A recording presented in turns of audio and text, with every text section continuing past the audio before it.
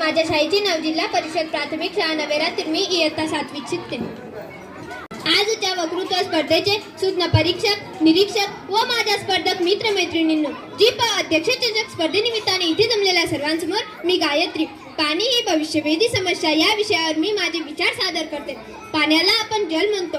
ज म्हणजे जन्मापासून आणि ल म्हणजे लयापर्यंत। थोडक्यात जल म्हणजे जन्मापासून ते लयापर्यंत जे साथ देते ते म्हणजे जल। माणसाच्या शरीरात 60 ते 70% पाणी असते।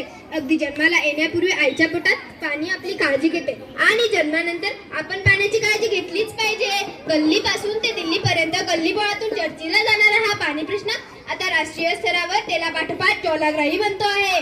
जर जगात तिसरे महायुद्ध झालेच तर ते पाण्यावरूनच होईल, हे बाकीच जागतिक बँकेचे उपाध्यक्ष डॉक्टर इस्माईल यांनी वर्तवले आहे। लोकसभा विधानसभेमध्ये पाणी प्रश्नावरून गदारोळ होतो आहे। शेतीमध्ये पाणी प्रश्नावरून भावाभावांमध्ये खून पडत आहे। सार्वजनिक नळावर पाण्यावरून मारामाऱ्या होत आहेत। या सगळ्यांवरून मला आत्ताच वाटते की तिसऱ्या महायुद्धाला भविष्यात नाही तर आत्ताच कुठेतरी सुरुवात झालेली दिसते।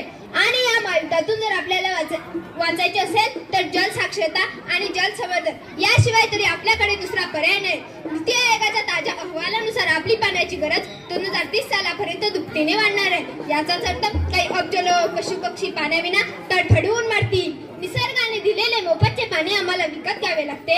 निसर्गाने दिलेले मोफतचे पाणी आम्हाला विकत घ्यावे लागते। एक हंडा पाणी मिळवण्यासाठी आम्हाला वन फिरावे लागते। एक हंडा पाणी मिळवण्यासाठी आम्हाला वन फिरावे लागते।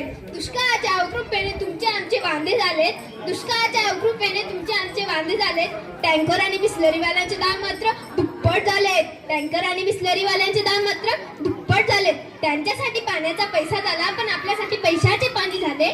त्यांच्यासाठी पाण्याचा पैसा झाला पण आपल्यासाठी पैशाचे पाणी झाले।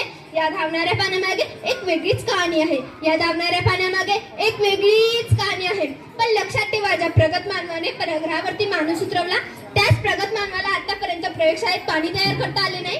मग जे आपल्याला निर्माण करता येत नाही ते कमीत कमी काटकसरीने वाचवता तरी येऊ शकते। कारण आजची बचत म्हणजे उद्याचा आधार। भूजल संवर्धनाचा करूया निदान। म्हणूनच आता तरी पाण्यात कपात करा, नाही तर भविष्यात कपात पाणी मिळेल। मित्रांनो, मैत्रिणींनो, पाणी वाचवा असे सांगणारे हजारो भेटतील पण प्रत्यक्षात पाणी वाचवणारे व कृतीत आणणारे बोटावर मोजता एवढेच भेटतील। हीच खरी शोकांतिका आहे। अहो, आपल्या पूर्वजांनी विहिरी, तलाव, धरणांमध्ये मुबलक पाणी पाहिले आहे आणि आज आपण ते पाऊचमध्ये पाहतो आहे।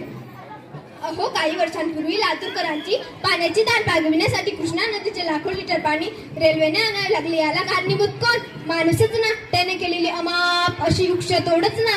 अहो, जर पावसाचे पाणी अडवलेच नाही, त्याचा थेंब जर जमिनीत जिरवलाच नाही तर पाणी समस्येवर आपल्याला बोलण्याचा काही हक्क नाही।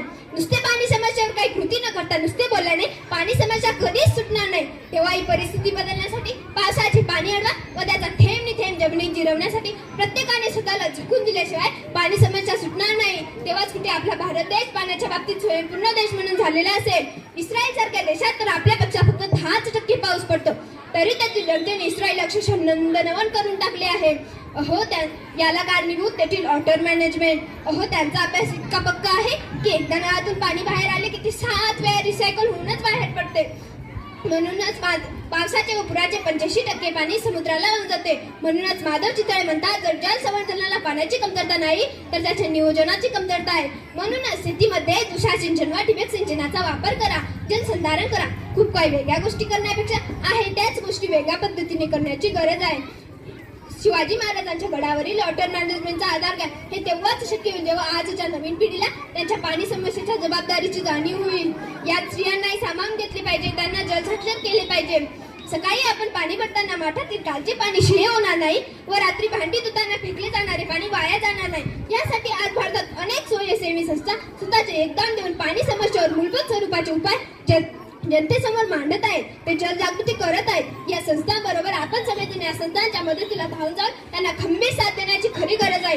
यासाठी शाळा, महाविद्यालये यांनी पथनाट्य, एकांकी या माध्यमातून जलदिंडी काढून जनतेचे उद्बोधन करून पाण्याच्या काटकसरीची जाणीव करून दिली पाहिजे। तेव्हाच कुठे शाळेतील विद्यार्थ्यांच्या मेंदूमध्ये जल संवर्धनाची कुठे रुजवात होईल। पुढे या रुजवलेल्या रोट्याचा वटवृक्ष होण्यास वेळ लागणार नाही। त्यातूनच उद्याचे माधवराव चितळे व राजेंद्र सिंह सारखे पाणीदार माणसे तयार व्हायला वेळ लागणार नाही। आज गावागावाने 1% पाणी वाचवले तर उद्या त्यापासून 100% पाणी वाचायला वेळ लागणार नाही। त्यासाठी सरफेस वॉटर हार्वेस्टिंग व रूफ वॉटर हार्वेस्टिंग सारखे उपक्रम राबविण्याची गरज आहे. त्यातूनच बल्क बँक सारखीच वॉटर बँक सुद्धा तयार केली पाहिजे. तेव्हाच कुठे पाणी प्रश्न सुटायला मदत होईल व भूजल साठाही वाढेल. अहो 2 बूंद जिंदगी के लिए असं पोलिओ पुरते न मर्यादित ठेवता ते पाण्यापर्यंत पोहोचवण्याची खरी गरज आहे. त्यासाठी आपली वाणी व पाणी जपून वापरा. वाणी हा तुमचा वर्तमान काळ असेल तर पाणी हा तुमचा भविष्यकाळ आहे आणि हा भविष्यकाळ तुम्हाला नेहमी सुरक्षित ठेवेल. अशा या भविष्यवेधी वाटणाऱ्या पाणी समस्येसाठी आपण सगळेजण पुढे येऊया. जल संवर्धनाची जबाबदारी चोखपणे पार पाडूया. सर्वांच्या मनामध्ये एकच वाक्य रुजवूया. थेंब थेंब पाण्याचा लाख लाख मोलाचा, थेंब थेंब पाण्याचा लाख लाख मोलाचा, उरले पाणी जमते म्हणून आपल्याला वाचवायचंय थेंब थेंब, उरले पाणी जमते म्हणून आपल्याला वाचवायचंय थेंब